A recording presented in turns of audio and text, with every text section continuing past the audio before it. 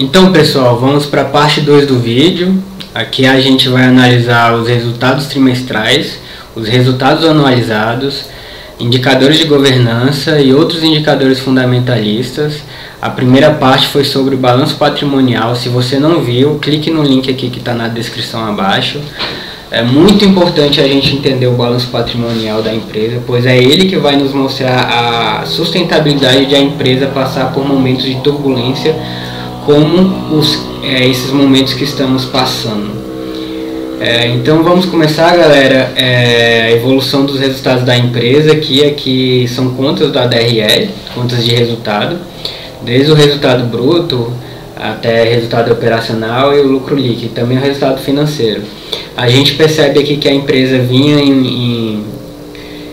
teve momentos históricos bons aqui, onde eu estou passando o mouse aqui em 2013, 2014. Ela entrou em uma crise severa, onde o ápice aqui foi em 2016, que amargou prejuízos bem acentuados. No entanto, não obstante isso, a empresa, esse aqui é trimestral, esse resultado. Então, nos quartos trimestres, ela foi apresentando resultados cada vez melhores, cada vez mais acentuados. A gente vê aqui uma grande diferença aqui entre o resultado bruto, aqui nesse trimestre, e o lucro líquido. O lucro líquido está bem maior do que o resultado bruto.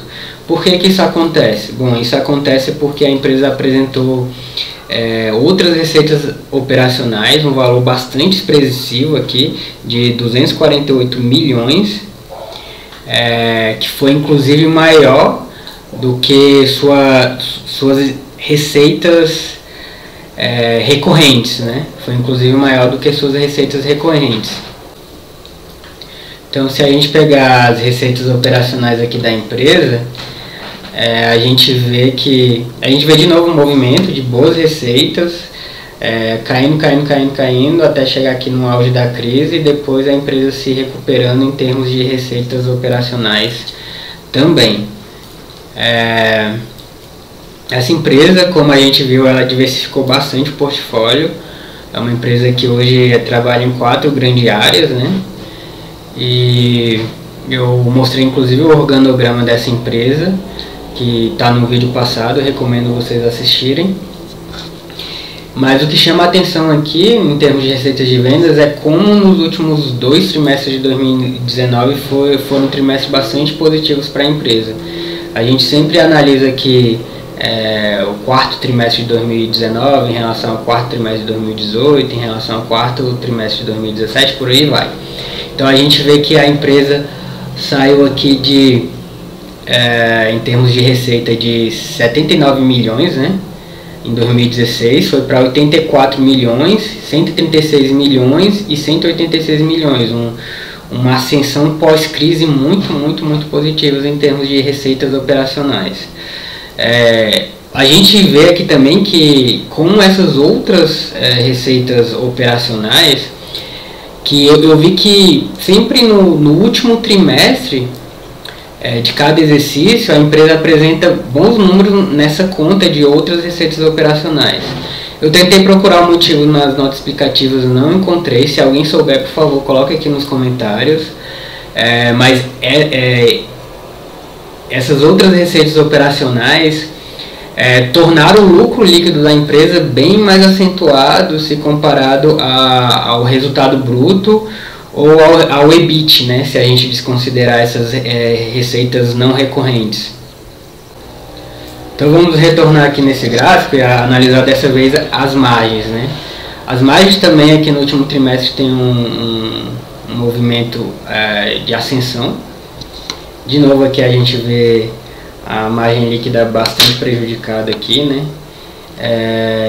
Embora a margem bruta tenha sido até positiva. Isso é importante porque eu sei que algumas empresas do setor imobiliário teve que vender imóveis abaixo do seu valor de custo, ou seja, abaixo do seu valor de construção ou de incorporação.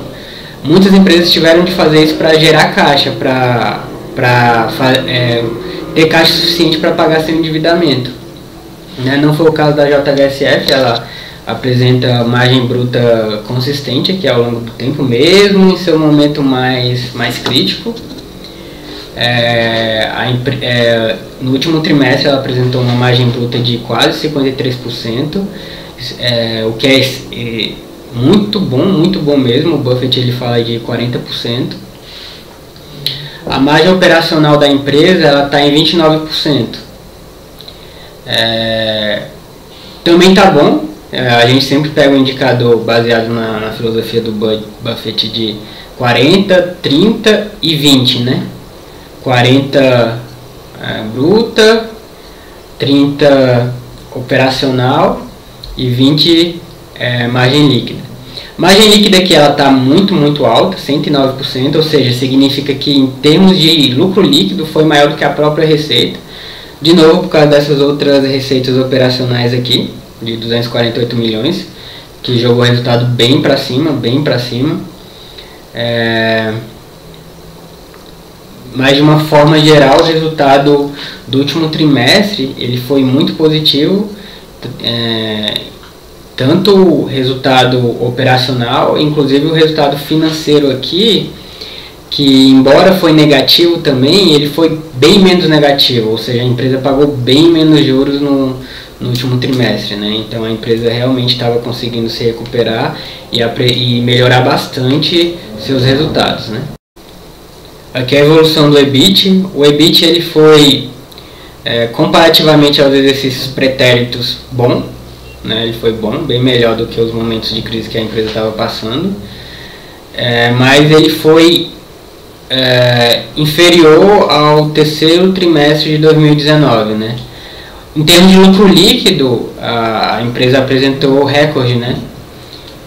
Justamente por causa das outras receitas operacionais lá, que a empresa apresentou. Em termos de resultado financeiro, a empresa pagou muitos juros aqui nesse segundo trimestre de 2019, né? Mas aqui no último trimestre esse pagamento de juros já foi bem menor. A gente viu lá no balanço patrimonial que a empresa tem uma boa folga em termos de endividamento, né? Tem pouco passivo circulante, pouca dívida bruta de curto prazo, né? Então, em termos de endividamento, o fluxo de caixa da empresa está bastante confortável. Mesmo que ela role dívidas, né? Ela deve rolar dívidas simplesmente pelo motivo de que os juros estão muito baixos. Então, é interessante para ela continuar nessa emissão de debêntures, né, e fazer a dívida rolar e para garantir um pagamento de juros ainda menor, né.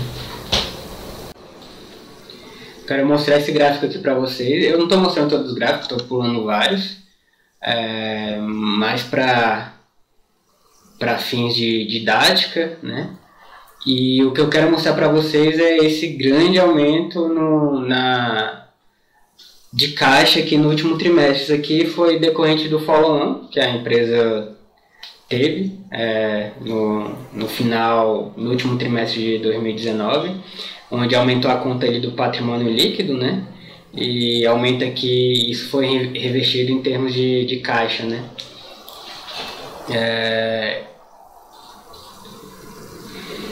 Então, em termos de fluxo de caixa, a empresa apresentou em suas atividades operacionais um resultado positivo, mas em suas atividades de investimento houve um grande consumo de caixa. Isso aqui devido a capex, né, a projetos de expansão, né, a novos empreendimentos, né, possivelmente pode ter a ver com a construção do aeroporto e pode ter a ver também com o desenvolvimento dos novos empreendimentos imobiliários que a empresa está tendo.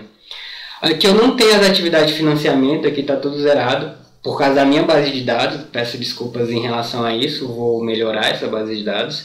Mas o follow-on, que foi a consequência da grande entrada de caixa que a gente viu no gráfico passado, ele entraria aqui nas atividades de financiamento. Então aquela grande entrada de caixa foi aqui, nesse verdinho aqui. Então isso aqui estaria bem para cima.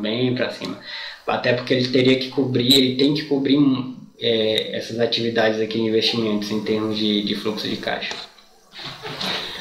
A evolução do EBITDA no trimestre, aqui o EBITDA eu só tenho dados de 2019 também, porque a depreciação e a amortização eu tirei do fluxo de caixa, e o fluxo de caixa eu só tenho de 2019.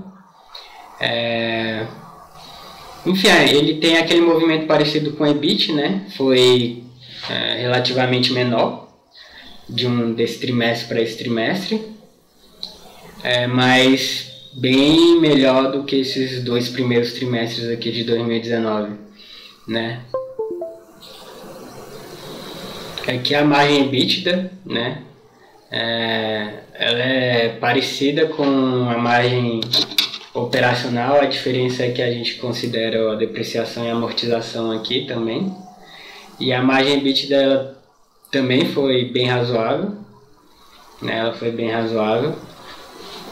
O Buffett ele gosta de uma depreciação bem pequena na empresa. Na verdade, ele gosta de depreciação e no sentido de que a empresa não precise de grandes projetos de renovação de seus ativos permanentes, né? Então, para fins aqui de elucidação, a gente colocou aqui quanto que foi a depreciação e amortização sobre o lucro bruto, que é um indicador que o Buffett usa, né, para essa empresa. Vamos falar de dividendos. A empresa ela sempre pagou dividendos em seus bons momentos, passou 3 anos aqui, 4 exercícios aqui sem pagar dividendos, o que a meu ver foi positivo, porque ela estava em um momento de reestruturação. Então quando você está em um momento de reestruturação não faz sentido você distribuir dividendos, porque era uma empresa que estava tendo pressão no fluxo de caixa, né? Muito ao contrário de agora, que ela fez uma gestão financeira muito positiva, e ela voltou a distribuir dividendos aqui em 2019. Ainda está aquém do que ela chegou já a distribuir em seu histórico, mas já é positivo, né? Lembrando que esse indicador de dividend yield anual aqui, em algumas bases de dados aí por exemplo, a Fundamentos, vai dar um valor um pouco diferente, às vezes por causa do valor da cotação que a gente está utilizando, né? Eu utilizei aqui na data de distribuição dos proventos aqui, que a cotação estava R$7. Então deu esse resultado aqui em termos de dividend yield. Bom pessoal, chegamos ao final aqui do segundo vídeo. Cliquem no link abaixo para acessarem o terceiro vídeo, onde a gente vai analisar os resultados anualizados, indicadores de preço, indicadores de governança e fazer um apanhado final em relação à empresa. E para terminar, eu gostaria de deixar aqui uma citação aqui do livro de Graham, O Investidor Inteligente. A proeza, claro, é ter uma capacidade de avaliação própria, apoiada pela experiência, para escolher os negócios que mais provavelmente serão bem-sucedidos e também aqueles que provavelmente ocasionarão o menor prejuízo se fracassarem. Essa citação ele disse no capítulo 15, que se refere ao investidor empreendedor. Depois eu quero aprofundar esses conceitos para vocês.